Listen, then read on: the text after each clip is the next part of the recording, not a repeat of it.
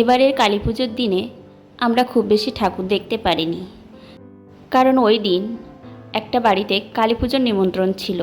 আর সেখানে গিয়ে তারপর আমরা ওই দিন একটাই মাত্র ঠাকুর দেখতে পেরেছিলাম।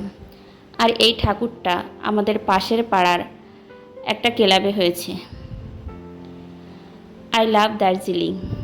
প্যান্ডেলের থিম ছিল দার্জিলিং, আর খুবই সুন্দর করেছিল। পাহাড়ের ওপর দিয়ে যে ট্রেন চলে সেটা দেখাচ্ছিল খুব সুন্দর। আর দার্জিলিংয়ের যে দার্জিলিং না, পশ্চিমবঙ্গের সবথেকে উচ্চতম রেল স্টেশন ঘুম স্টেশন, সেটা করেছিল।